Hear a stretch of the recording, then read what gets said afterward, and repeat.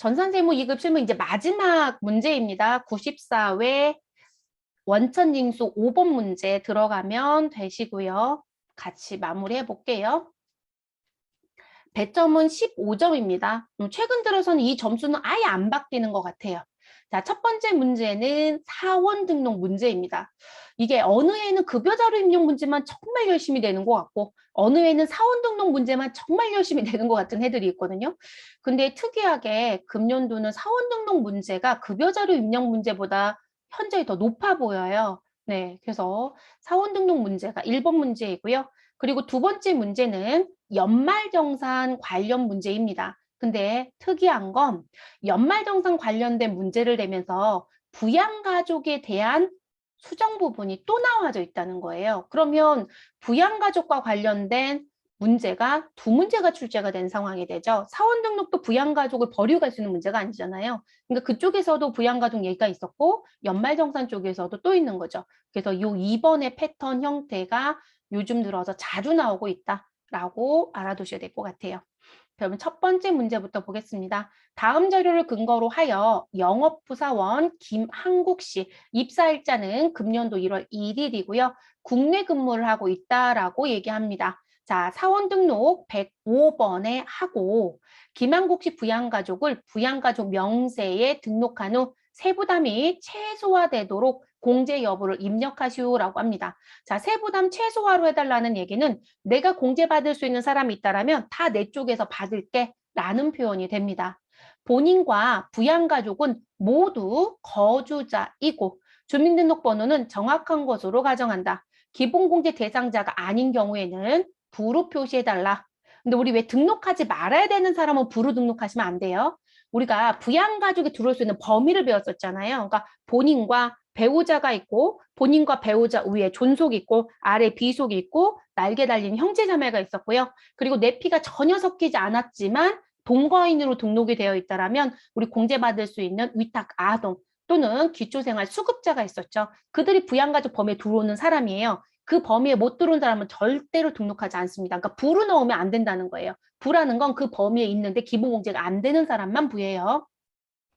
성명을 보시면 사람 이름 나와져 있고요. 관계의 본인과 관련된 사람들 써 있고 동거 여부 나와져 있고 장애인 여부 그리고 금년도 소득 현황이 나와져 있네요. 이 요건에 맞춰서 등록해달라고 했으니까 저는 근로소득관리에 사원 등록에 들어가시고요.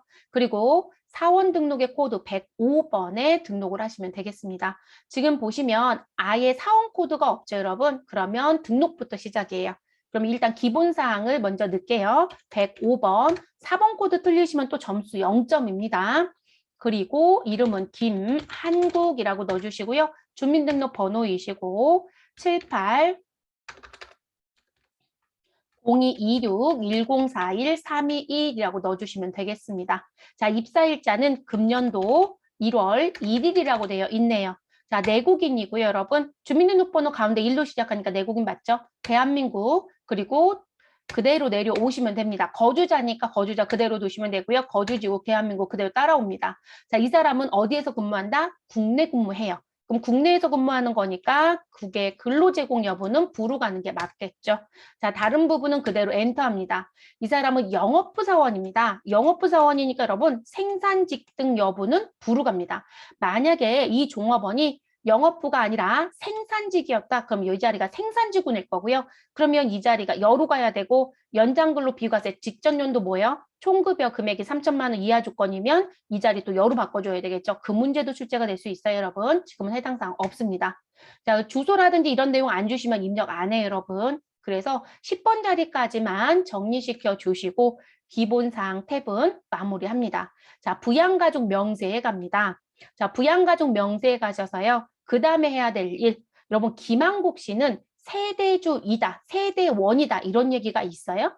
위에 아래 자료를 근거로 어떻고 저떻고 나와져 있고 김한국 씨 본인이고 비장애인이며 금년도 연간 총급여는 6천만 원이다 이렇게 주어져 있어요. 근데 여러분 세대주 여부 얘기가 없죠. 이것도 줘야 되지 않았을까요? 자, 아무 말이 없으면 여기 세대주 구분은 세대주 상태로 그대로 둡니다. 근데 이것도 내는 경우가 있으니까 꼭 확인 잘 해주실 것. 자, 그럼 본인은 지금 현재 1번으로 시작하니까 남자예요. 그러면 부녀자 공제는 관계가 없죠. 여긴 여자였을 때만 들어갑니다. 자, 그리고 김한국 씨는 배우자 나여성 씨가 있어요. 그러면 한부모 공제도 관계가 없습니다.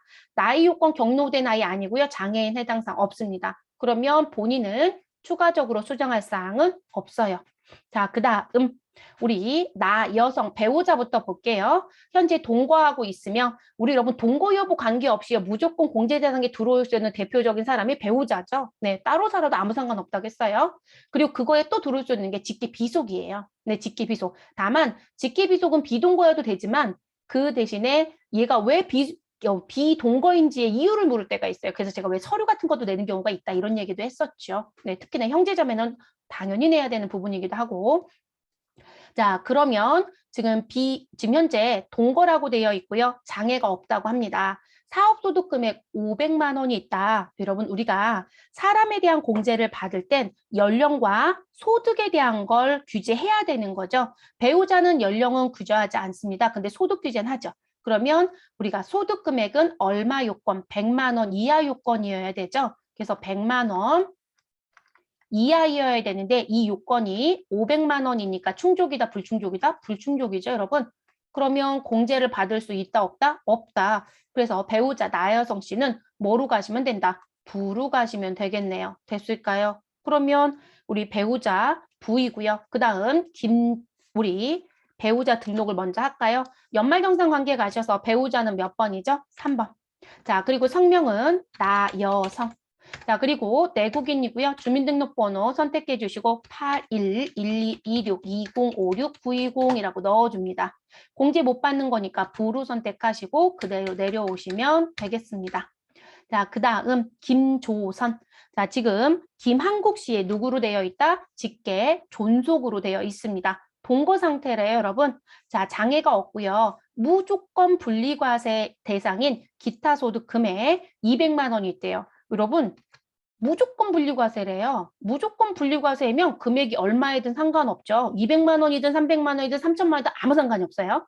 그쵸? 그러면 무조건 분리과세이면 소득이 있다고 본다, 없다고 본다? 없다고 보죠. 다만 우리가 선택적 분리과세이다라고 했을 땐 300만 원까지는 분리과세를 선택할 수 있고 300만 원이 넘어가게 되면 분리과세를 선택할 수 없는 거예요. 그 글씨는 정확하게 구분합니다. 그러면 지금 현재 직계 존속은 공제 대상에 들어온다, 안 들어온다? 들어오죠. 기본공제 대상에 들어옵니다. 소득은 없는 거로 취급이 되니까요. 그래서 동그라미가 되는 거죠. 됐을까요? 그리고 현재 동거하고 있기 때문에 전혀 문제가 없고요. 그럼 입력하러 가보도록 할게요. 근데 여러분 입력하러 가기 전에요. 우리 직계존속 한 명이 더 있네요. 이 사람까지 한번 해볼까요? 강춘자 씨가 있는데 나 여성의 직계존속이라고 합니다. 자, 주거형편상 별거 중이라고 되어 있고요. 비장애인이고요. 양도소득 금액 100만 원이래요. 그럼 여러분 양도소득 금액 100만 원까지는 공제 대상에 들어올 수 있다 없다? 있다이죠. 아, 전혀 문제 없는 거예요. 그러면 이분도 우리 기본공제 대상에 들어오는 부분입니다. 그리고 여기 아주 친절하죠. 무슨 부분? 이 사람은 현재 동거 상태가 아니다. 요거 여러분 다른 말로 얘기하면 뭐라고 얘기할 수 있을까요? 이거 다른 말로 얘기하면 비동거 상태라는 거죠. 그래서 비동거 상태이다. 그런데 주거형평상 별거는 우리 공제 대상에 들어올 수 있다 없다? 있다. 그래서 존속은 주거형평상 별거라는 용어를 쓴다라고 했었잖아요. 그러니까 공제 대상에 들어오는 거 문제 없어요. 근데 이건 또 비동거라고 안 써주고 이렇게 써줬네요, 여러분. 네, 그래서 들어오는데 아무런 문제가 없다라는 거. 그럼 입력하러 가 보시죠.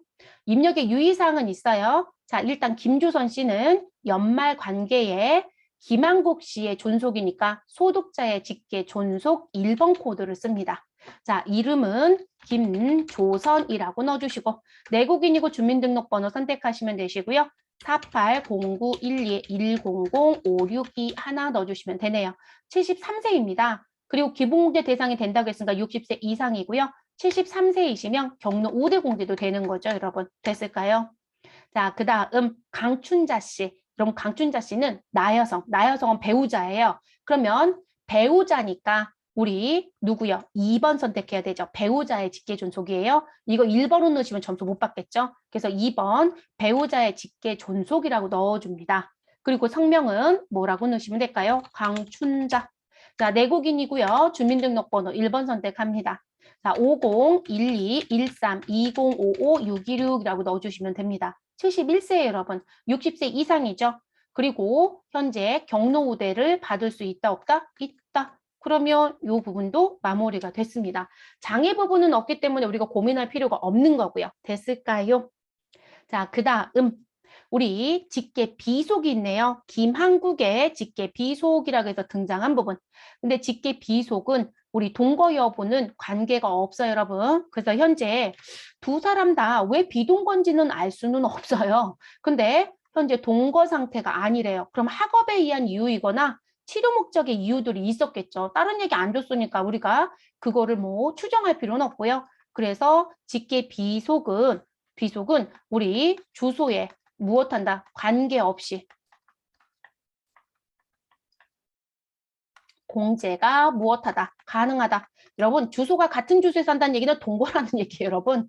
그래서 생계를 같이 하고 있다라고 보시면 되세요. 특별한 얘기가 없으니까. 그리고 비속 같은 경우는 연령의 조건이 20세 이하 조건이어야 되겠죠. 하나에는 16년도에 출생했고요. 하나에는 18년도에 출생했습니다. 누가 봐도 20세 이하죠. 그리고 소득은 있다, 없다? 없다. 그러면 두 아이 모두 다 공제를 받을 수 있습니다. 자, 김우주 같은 경우는 지금 현재 또 무엇을 가지고 있다? 장애인 복지법에 의한 장애인에 해당이 됩니다.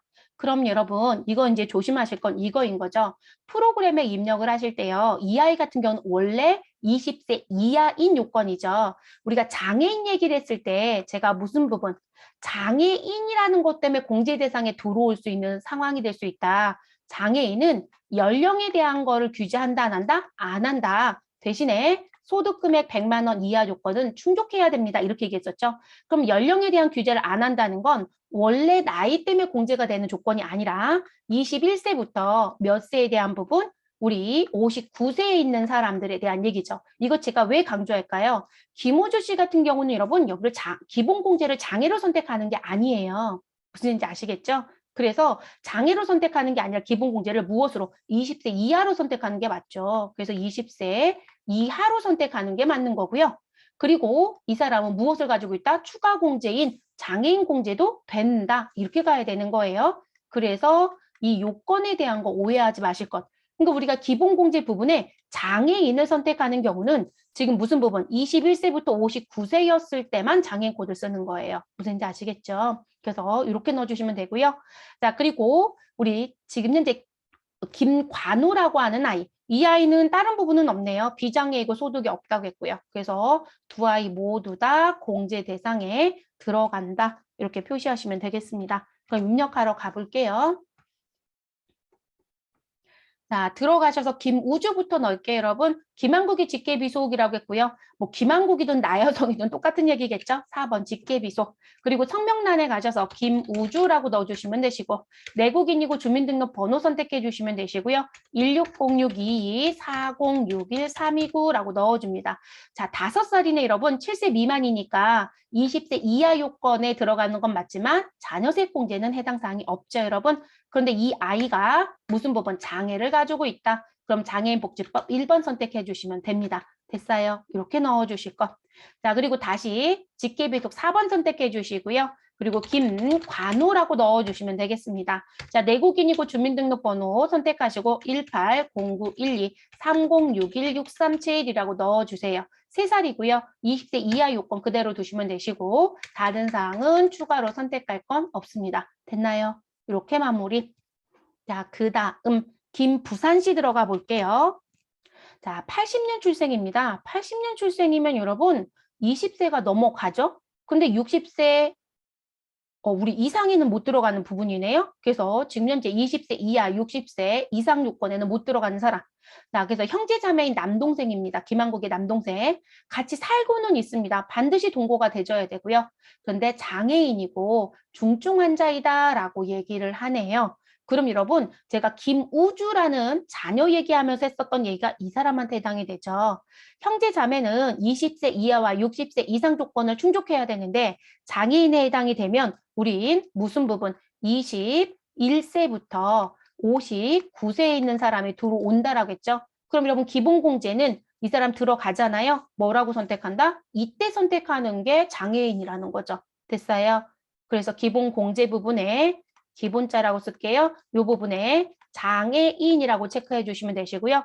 그리고 우리 추가 공제 장애인의 코드는 중증 환자예요. 치료를 요하는 중증 환자 소득세법상 공제사항입니다. 3번 코드를 써주셔야 되겠죠. 됐을까요? 이렇게 입력.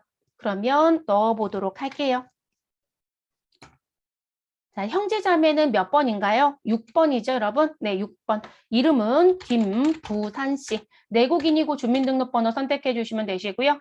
80-0926-100-5619라고 넣어주시면 되겠네요. 41세입니다. 부로 바뀌는 거 보이시죠? 자, 장애인 5번으로 바꿔줍니다. 그리고 장애인 코드 1번이 아니라 3번 중증 환자로 바꿔주시면 되겠습니다. 이거 코드 선택 딴 거 하시고요. 맞았다라고 이의 제기하신 분들 간혹 있으세요. 인정 안 돼요, 여러분. 이런 분도 있더라고요. 이분이 장애인 때문에 공제가 되니까 20대 이하를 선택해놨대요. 말도 안 되는 얘기인 거죠. 나이가 20대 이하가 될 수가 없어요. 이해되셨을까요? 그래서 반드시 선택하실 때 기본공제 요건의 코드가 정해져 있는 요건을 좀 맞춰 쓰도록 하시는 게 좋습니다. 그래서 이렇게 넣어주시고 마무리하시면 됩니다. 더 하실 거 있어요? 없죠? 네, 다 되셨으면 마무리할게요. 그래서 사원 등록은 종료하시면 되겠습니다. 자, 두 번째 문제 갈게요. 다음은 사원 김미영, 4번은 111번이고요. 연말정산을 위한 국세청 제공자료와 기타 증빙자료이다.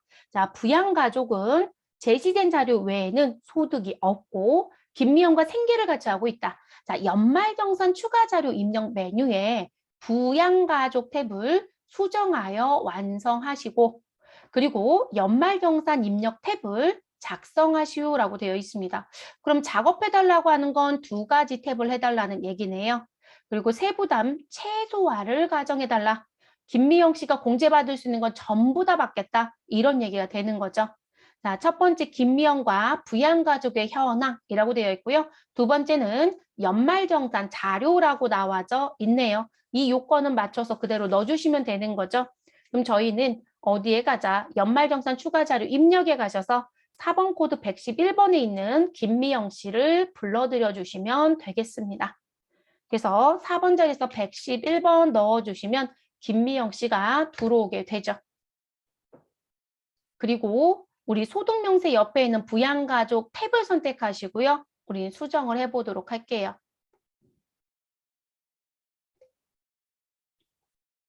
그럼 지금 제가 시험에 나와 있는 문구대로 지금 해드리고 있잖아요. 근데 이게 불편하시면 사원 등록에서 하세요. 어디서 하시든 상관없다겠어요. 분명히 부양가족과 관련된 수정은 어디서 하든 상관없습니다. 수정하시고 불러드리시면 되는 거니까.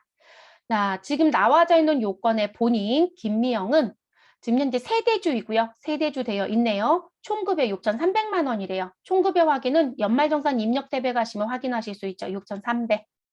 자, 그리고 직계 존속, 현재 부모라고 되어 있는 부친 김철수 씨 41년생이고요. 퇴직소득 금액 200만 원이 있대요. 여러분 퇴직소득 금액 100만 원 이하까지만 부양가족에 들어올 수가 있어요. 그러면 김철수 씨는 현재 공제 대상에 들어오는 부분에서 기본 공제 대상에 들어올 수 있다 없다? 없다. 그러면 김철수 씨는 부예요. 그럼 여기 부 상태 그대로 김철수 씨 두시면 되죠. 수정할 거 필요 없다는 거죠. 자, 그 다음 누굴 들어가시자. 우리 모친 전영희 씨 45년생입니다.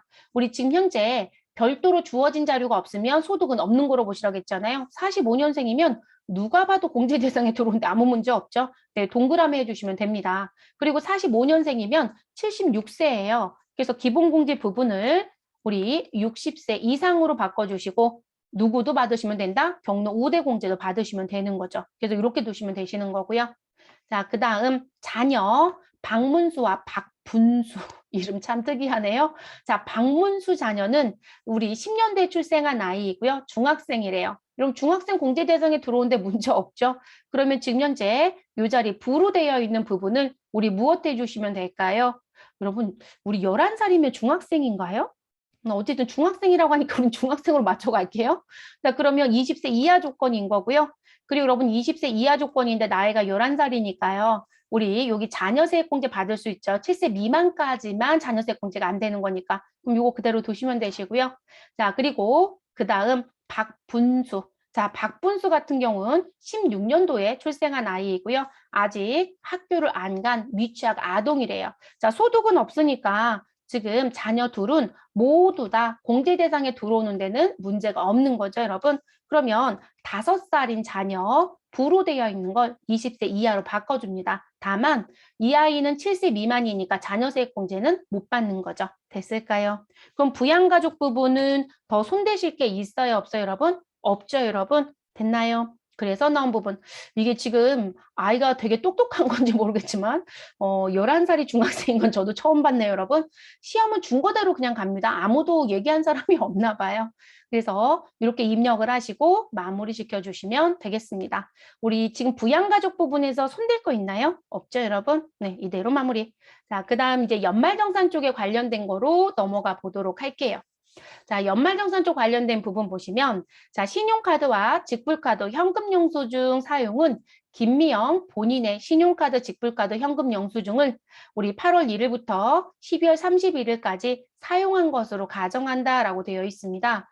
자, 지금 연말정산 입력 탭에 가셔서요. 김미영 씨가 입사 연도를 좀 볼게요. 자, 귀속기간이 금년도 1월 1일부터 12월 31일이에요. 그러면 신경 쓸 부분은 없어요, 여러분. 네.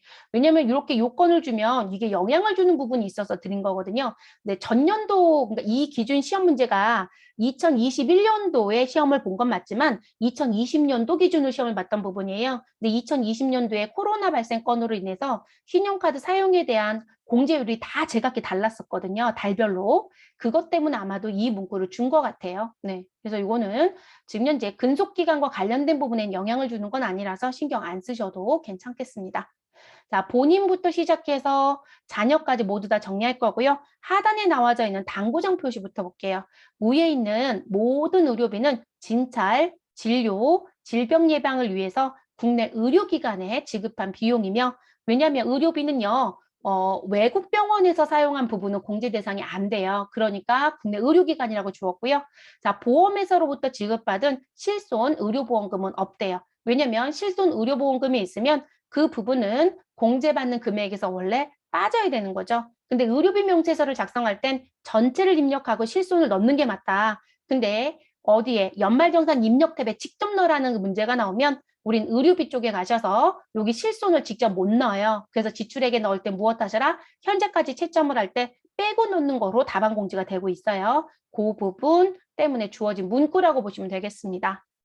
그럼 지금 요건 정리해 볼게요, 여러분. 그럼 연말정산 입력 탭에서 하라고 했지만 부양가족에 따라서 요건이 다르니까요. 요 화면 열어놓고 요건 맞춰서 정리해 볼게요. 자, 본인 김미영 씨인 종교단체 기부금이 있다라고 되어 있습니다. 200만 원, 그리고 암보험료 90만 원이 있다라고 얘기하고요. 그럼 종교단체 기부금은 공제받을 수 있다, 없다? 있어요, 여러분. 그럼 일단 되는 건 전 이렇게 표시할게요. 자, 그리고 암보험료도 공제받을 수 있다, 없다? 있다가 되죠. 그럼 이 부분은 어디에 가자? 본인은 장애인이 아니에요, 여러분. 그쵸? 그러니까 이 암보험료는 일반 보험료에 들어가야 되겠죠. 그래서 일반자를 써놓고 넘어가겠습니다. 그리고 암보험은 보장성 보험이라고 아예 친절하게 줬어요. 그러면 보장성 보험은 공제받는데 전혀 하자가 없습니다. 우리 보험료 공제 못 받는 게 뭐죠? 저축성 보험. 그리고 아직 출생하지 않은 태아보험은 공제 대상에 들어올 수 없어요. 자, 김미영 씨 본인의 의료비. 자, 의료비 공제받을 수 있다, 없다? 있다입니다. 그런데 이 의료비 100만 원 넣으실 때 반드시 무슨 글씨를 따라가야 한다? 본인이라는 글씨를 따라가야 되죠. 그래서 저는 본인이라는 걸 이 옆으로 써놓을게요. 본인. 자, 필라테스 학원 수업료. 여러분, 학원비는 원래 교육비가 아니라고 했어요. 그쵸? 그래서 원래 교육비가 아니다. 다만 취약 전 아동에 대해서는 우리가 학원비도 교육비로 인정해 줄게라는 게 있는 거죠. 그럼 지금 학원비는 공제 대상이 안 되는 거죠. 그래서 X 해놓으시거나 줄 그어버리시면 되겠습니다. 자, 신용카드 사용액 1,000만 원이 있는데요. 그중에 대중교통에서 쓴 거 200만 원, 그리고 도서 구입비 70만 원이 있대요. 자, 이 사람 총급여 아까 확인했어요, 여러분. 본인의 총급여는 얼마에다? 6,300만 원. 그럼 여러분, 신용카드에 도서 구입비를 공제받는다라고 하시면 이 도서 구입비는 총급여 얼마? 7천만 원 이하 요건이어야 되죠, 여러분? 그럼 7천만 원 이하인가요? 초과인가요? 우리 이하이죠? 그러면 공제받을 수 있다, 없다? 있다가 됩니다. 그래서 우리 신용카드 부분도 공제가 들어옵니다. 그중에 대중교통과 도서 구입비는 각각 따로 넣어야 되겠죠. 그럼 여러분 신용카드 사용액 1,000만 원 중에요.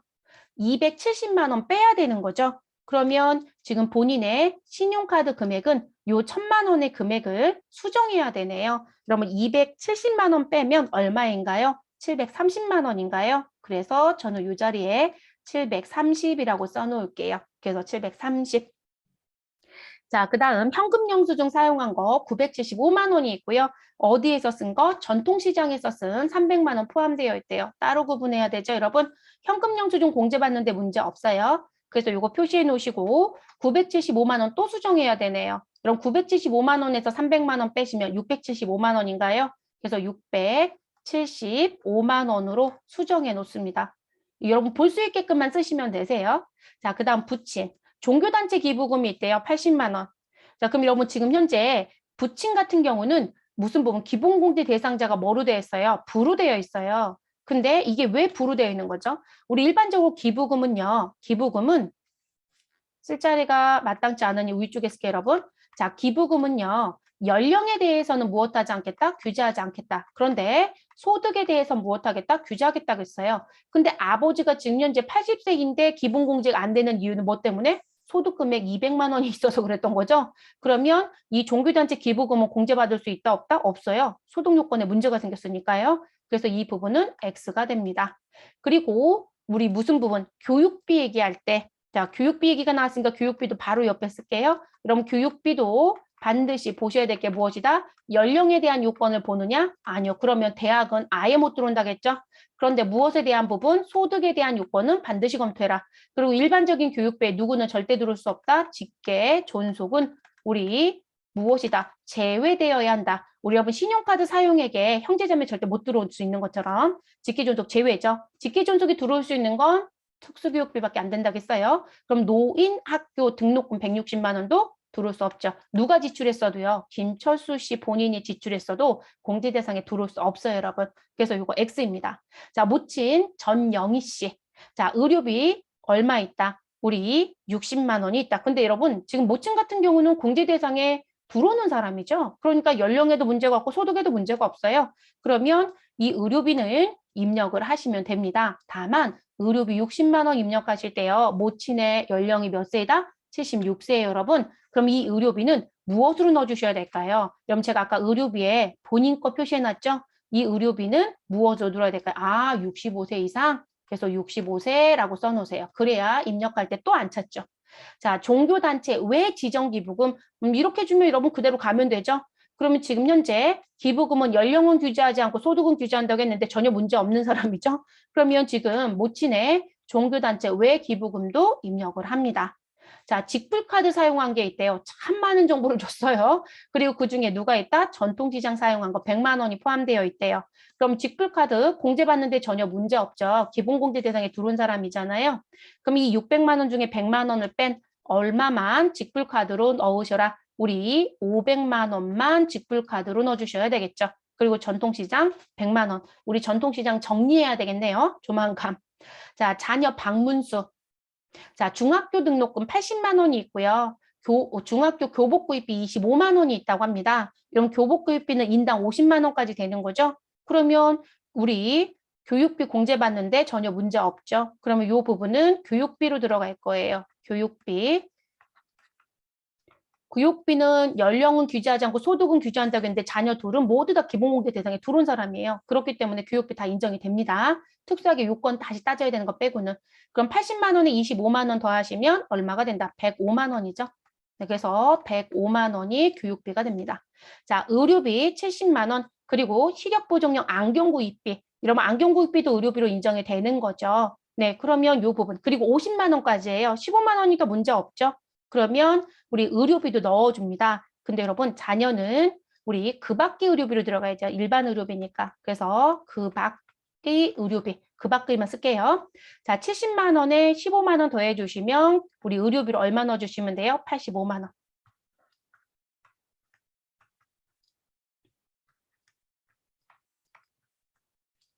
자, 그 다음 상해보험료 18만 원. 상해보험은 제가 여기 상해보험 글씨는 지워놨는데요. 보장성 보험이래요. 그럼 보장성 보험 공제받는데 문제 없죠, 여러분? 그래서 보험료도 공제가 됩니다. 죄송해요, 여러분. 자, 그리고 현금 영수증이 또 있어요. 자, 현금 영수증 사용액이 있고요. 25만 원. 근데 전액 도서 구입한 거다라고 되어 있네요. 자, 지금 현재 본인의 총급여 아까 말씀드렸죠? 얼마요? 7천만 원 이하이다라고 얘기를 했어요. 그렇기 때문에 좀 죄송해요. 그렇기 때문에 지금 소득의 요건에서 문제가 없는 거죠. 네, 그래서 이것도 문제가 없을 거고요. 자, 그리고 자녀 박분수 씨. 자, 유치원 등록금 180만 원이 있고요. 저축성 보험료 28만 원이 있다라고 되어 있습니다. 자, 우리 유치원 등록금은 뭐로 가시면 되고요? 이건 교육비로 들어갑니다. 그래서 공제받는데 전혀 문제 없고요. 그리고 저축성 보험료는 안 된다고 분명히 말씀드렸죠. 아까 보장성 보험은 되지만 저축성 보험과 그리고 또 하나 안 되는 태아보험 안 된다고 했던 거 그때 얘기했던 부분입니다. 그럼 X 해주시면 되겠네요. 그러면 지금 일단 정리해서 빠진 게 있을까요? 정리해서 빠진 건 없어요, 여러분. 지금 여기서 이제 제일 복잡한 게 뭐냐면 지금 나와져 있는 부분에서 여러분들이 입력을 하실 때요. 입력을 하실 때 신용카드 부분은 정리를 하고 가야 되겠죠. 그렇지 않으면 입력할 때 실수하기 가장 좋은 부분이네요. 지금 보시면. 그래서 신용카드 부분은 위쪽에 정리를 좀 해볼게요. 자, 그리고 신용카드 정리하시는데 여러분 금액 집계 할 때 눈에 안 보이시면 연말정산 입력에 가시고요. 그리고 연말정산 입력 쪽에 가시고 우리는 지금 소득공제 먼저 넣을 거잖아요. 그럼 소득공제 쪽에 42번 신용카드 등 사용액 자리 가시고 더블 클릭하시면 팝업창이 들어오죠. 그리고 여기에 넣는 거 정리하시라는 거죠. 합산을 하셔야 되니까. 그러면 신용카드 부분에 정통시장과 대중교통을 뺀 신용카드 부분에 들어가야 되는 부분. 그거부터 합산을 해볼게요. 그래서 신용카드에 들어가야 되는 금액 정리를 먼저 하겠습니다. 그럼 지금 본인의 신용카드 부분은 730만 원이 있죠. 그리고 아래쪽에 신용카드 글씨가 또 있는지 확인. 근데 여러분 없어요.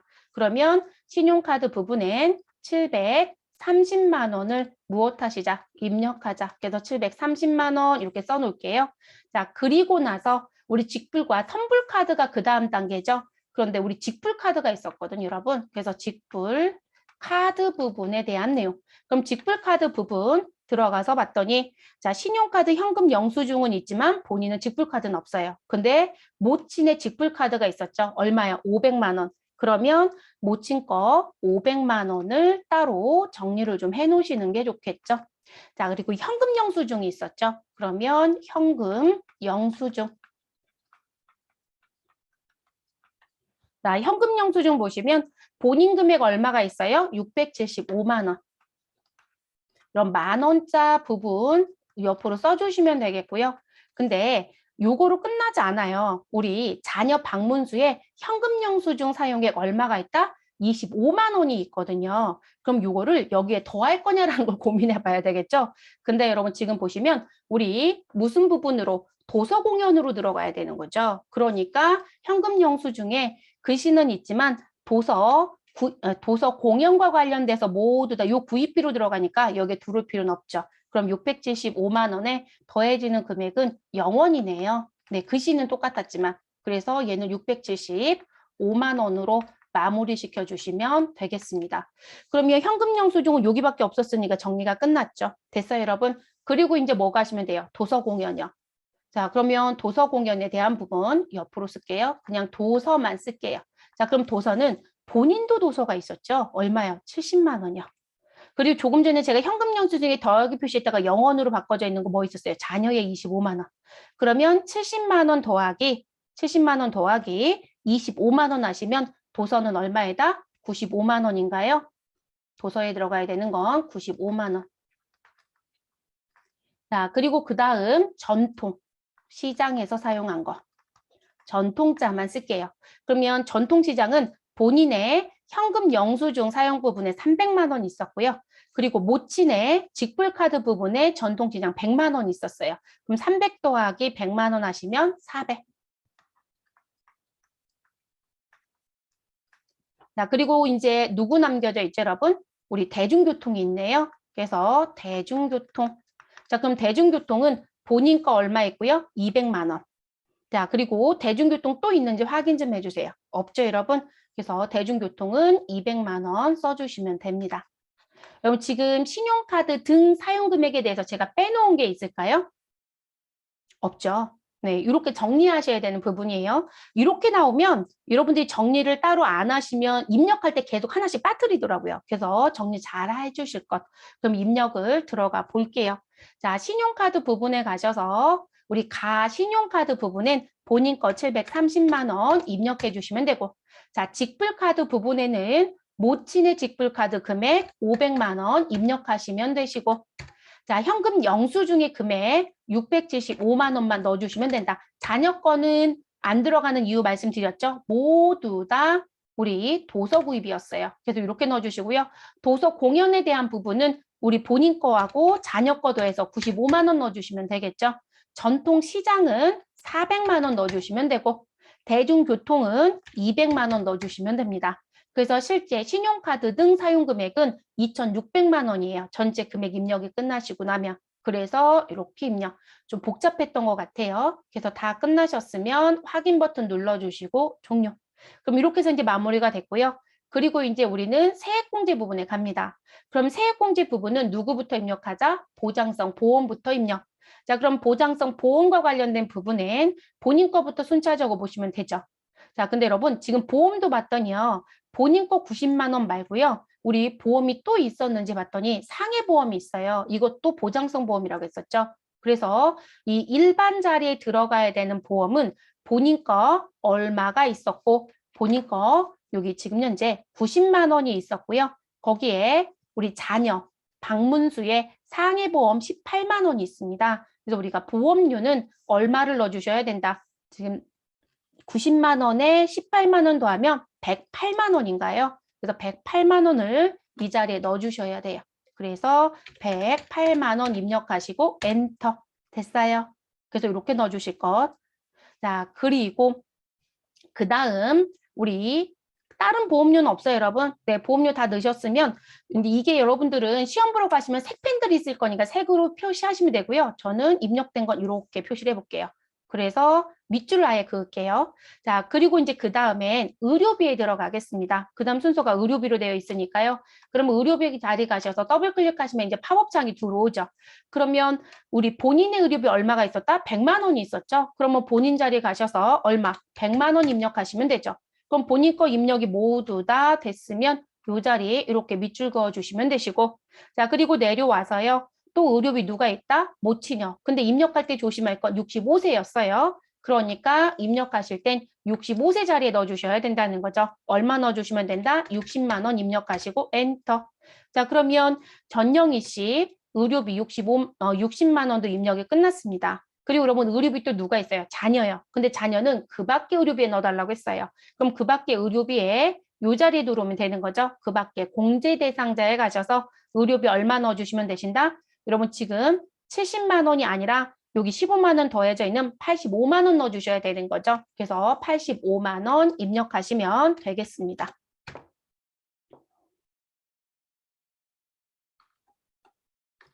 $85만.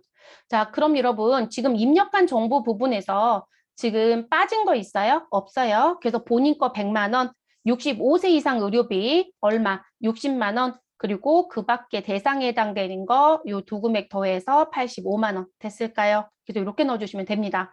그리고 혹시라도 저희가 이제 답안을 보시는 건 좋은데 프로그램이 바뀌면 화면은 다 바뀌어요. 요것도 바뀌었어요, 여러분. 여기 구분란들이 다 바뀐 거로 제가 기억해요. 그래서 과거의 답안에서는 지금 현재 본인과 65세 장애인 뭐 이렇게 나와져 있을 때 본인하고 65세가 붙어 있었어요, 여러분. 근데 지금은 나뉘어져 있어요. 그래서 여기 난 구분이 지금처럼 넣는 게 맞습니다. 과거에는 본인하고 65세가 같이 있으니까 160을 넣겠지만 지금 그렇지 않다는 거. 그래서 이쪽도 업데이트가 되면서 구분란이 따로 달라졌다는 거. 자, 넣어주셨으면 창 닫아주시면 되시고요. 그 다음 교육비에 가겠습니다. 자, 교육비 더블 클릭해 주시면 되시고요. 자, 교육비 부분은 본인은 해당 사항 없죠, 여러분. 네, 본인은 해당 사항 없으시고요. 그리고 내려오셔서 누구요? 자녀. 자, 자녀의 중학교라고 했으니까 여러분 초중고 자리에 가셔서 우리 더블 클릭하시면 되겠죠. 그러면 초중고에 중학교 등록금 80만 원하고 교복 구입했던 거 더해서 105만 원 넣어달라고 했었죠. 그럼 요 자리에 105만 원 넣어주시고 엔터. 그러면 우리 자녀 한 명에 대한 교육비는 입력이 끝났습니다. 근데 자녀가 또 한 명 있죠, 여러분. 유치원 등록금. 그럼 미취학 아동이에요. 그럼 미취학 아동 더블 클릭해 주시고요. 1번 라인에 얼마 넣어주시면 되신다? 180만 원 넣어주시면 되겠죠. 그러면 우리 교육비 부분은 입력이 모두 다 끝났습니다. 그래서 180과 105만 원. 자, 입력 끝났으니까 확인 눌러주시면 되시고요. 저는 교육비 입력이 끝났으니까 정리 좀 할게요. 그래서 자녀 2명에 대한 교육비 입력은 지금 마무리가 된 거죠. 됐을까요? 그 유의사항이 없었어요. 교복 구입비도 1인당 50만 원인데 50만 원 넘어가지도 않았고요. 안경 구입비도 1인당 최대 금액이 50만 원인데 그것도 안 넘어갔죠. 기존 문제들은 이렇게 잘라서 넣어야 되는 금액들이 있었는데 그래서 이런 부분들은 크게 문제점이 있었던 문제는 아니었네요. 자, 그러면 교육비까지 이제 마무리가 됐고요. 지금 기부금이 또 있거든요. 그럼 63번 기부금 더블 클릭합니다. 그럼 이제 이 자리에 넣어주시는데 자, 본인에 대한 부분을 보셨을 때 기부금이 뭐가 있었다? 종교단체 기부금이 있었죠. 그러면 종교단체 기부금은 종교단체 당의 기부금 자리가 있어요. 이 자리에 얼마 넣어주셔라? 200만 원 입력하셔라. 그래서 이거 넣어주시면 되시고요. 자, 그리고 절대로 부친권 넣으면 안 돼요. 부친은 소득이 있어서 공제 못 받는 사람이었기 때문에 자, 내려오셔서 누구요? 모친이 종교단체 외 지정기부금이 있었죠, 여러분? 그럼 종교단체 외 지정기부금은 우리 말 그대로 따라갑니다. 종교단체 외 당의 기부금이라는 란이 있어요. 요 란에 가서 얼마 넣어주시면 되신다? 20만 원 넣어주시면 됩니다. 그럼 기부금은요. 현재 내용 보시면 본인의 종교단체 기부금 그리고 모친의 종교단체 외 지정기부금 20만 원이 있었다는 거죠. 요 두 건 넣어주시고 다른 기부금 내용은 없습니다. 됐을까요? 그럼 입력 모두 다 끝났으면 확인 버튼 눌러주시면 되겠습니다. 그럼 지금 신용카드 넣고요. 기부금도 넣고요. 지금 나와 있는 신용카드 넣고 마지막에 기부금을 끝났잖아요. 그럼 보험료, 의료비, 교육비, 기부금. 그럼 지금 나와져 있는 요건에 빠진 게 있는지 확인. 근데 빠진 건 없을 거예요. 자, 지금 다 지워볼게요. 자, 나와져 있는 부분에 우리 기부금 넣고요. 보험료도 넣었죠. 의료비 넣고요. 신용카드 등 넣었고 그리고 지금 현재 무슨 부분? 우리 지금 교육비가 있었죠, 여러분? 그래서 여기 교육비와 관련된 중학교 등록금하고 유치원 등록금 교육비에 대한 것까지도 넣었어요. 그러면 지금 넣어야 될 부분에서 빠진 게 있냐는 거예요. 없죠, 여러분? 그래서 이렇게 넣어주시고 마무리. 근데 이런 식으로 문제가 출제가 되면 실질적으로 내용 정리 잘 하셔야 되는 부분이세요. 네, 그래서 그거 해주셔야 되고요. 지금 일단 여러분 지금 나와져 있는 부분에 제가 빠진 건 없죠. 제가 혹시라도 빠뜨릴 수도 있으니까요. 근데 지금 빠진 부분은 없습니다. 그래서 이렇게 넣어주시고 마무리하시고 정리를 해주시면 되는 부분입니다. 됐을까요? 그래서 나온 부분이고요. 자, 그 다음에 제가 지금 현재 소나님이 물어보신 게 있는데 제가 하나 빠뜨린 게 있었네요. 그럼 연말정산 입력 부분은 이렇게 해서 이제 마무리가 끝났고요. 제가 다른 문제 풀 때는 매번 얘기를 했던 것 같은데 이것도 얘기하지 않았나요? 제가 뭔가 하나 요 문제가 아니라 1번 문제 할 때는 말씀을 드리고 2번 문제 할 때는 안 했네요. 저는 일단 10점은 이거 9점짜리 문제인데 9점은 못 받겠네요. 자, 지금 2번 문제 같은 경우에 제가 항상 왜 본인 거 체크할 때 해달라고 하는 부분이 있었죠. 자, 본인이 지금 현재요. 김미영 씨인데 주민번호가 2번이에요. 그쵸? 자, 2번입니다. 그럼 제가 그거부터 시작을 하잖아요. 본인의 주민번호가 2번인지 1번인지 보는 이유는 무슨 부분? 여기 가운데 자리가 1번으로 시작한다. 그러면 남자이고요. 우리가 3번, 4번이 지금 부양가족이 나오는 경우는 없을 거니까. 그리고 지금 현재 이 자리가 2번이다. 그러면 여자인 거죠. 근데 남자 같은 경우는 부녀자 공제는 안 되니까 부녀자 공제는 안 될 것이고 그런데 항상 본인 등록할 때 한부모 공제 여부를 꼭 확인해 달라고 했었죠. 그리고 여자 같은 경우는 부녀자 공제가 될 수도 있다. 그러니까 부녀자 공제도 검토를 해주시고 그리고 한부모 공제도 무엇 하시라. 여러분 제가 이거 동그라미라는 건 검토해 달라는 동그라미예요. 그 부분이죠. 근데 이걸 빠뜨렸네요.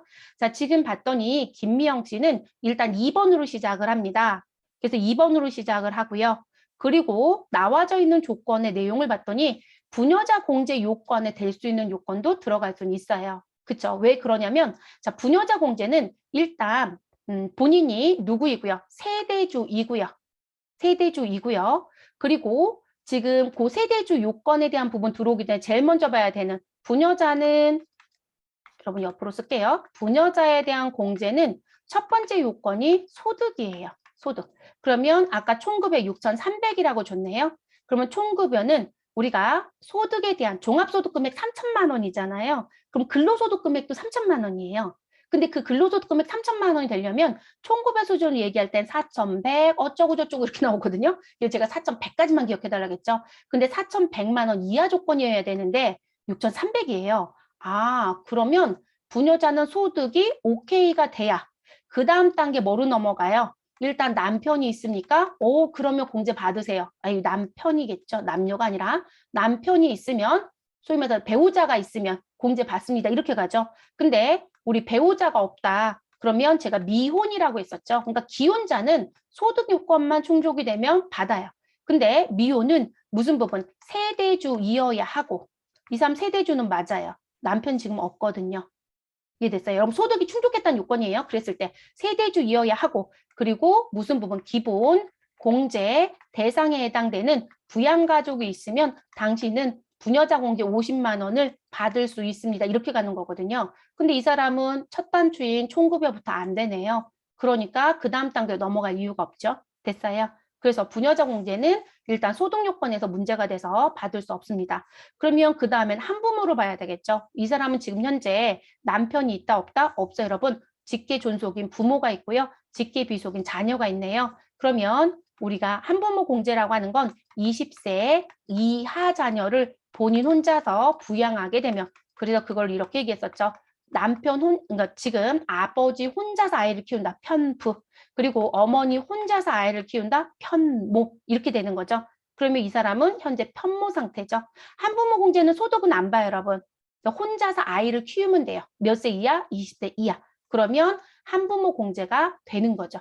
1번 문제 풀 때는 두 개를 보라고 열심히 얘기하고 여기 기본 공제 바꿔주는 건 본인 거를 얘기를 안 해드렸네요. 이거 한부모까지 해주셔야 돼요.